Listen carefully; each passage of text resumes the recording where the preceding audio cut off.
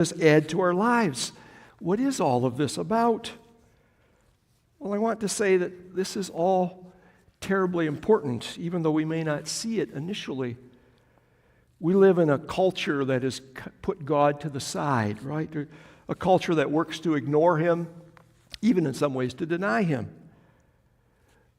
But if you do that, if you ignore Him or deny Him, you will have no framework at all for good and evil and for right and wrong.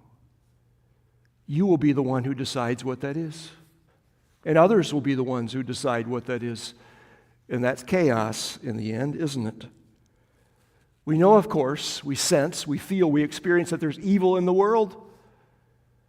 What happened on Wednesday morning in Midtown Manhattan? The CEO of that healthcare company murdered on the street. Oh, Lord.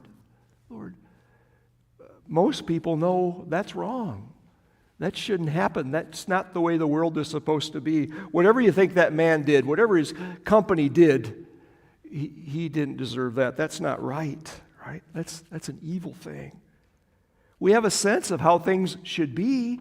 We know that inside of us, even though our world isn't quite like that. Isn't that amazing? That we know what good is, we know what right is, even though we aren't always experiencing those things.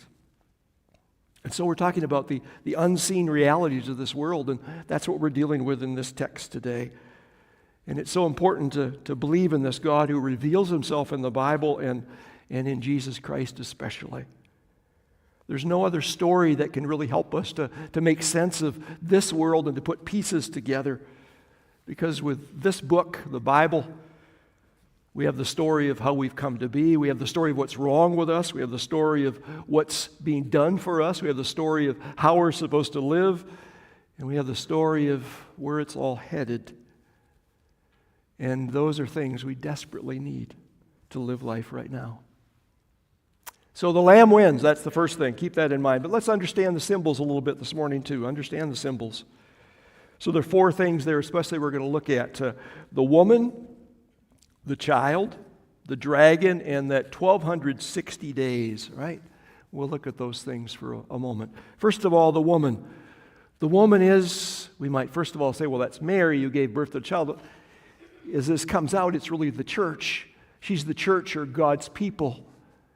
And here, as she's pictured in the vision in Revelation 12, she's glorious and exalted. She's clothed with the sun. She's got authority. The moon's under her feet.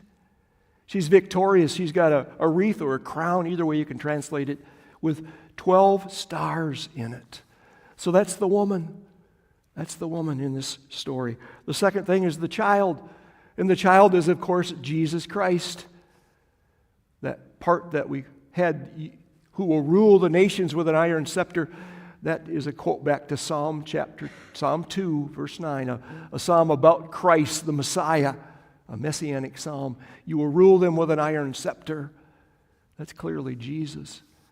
And He's the seed or the offspring of the woman, and that goes all the way back to the first book of the Bible, Genesis chapter 3, verse 15. So the child is Jesus Christ.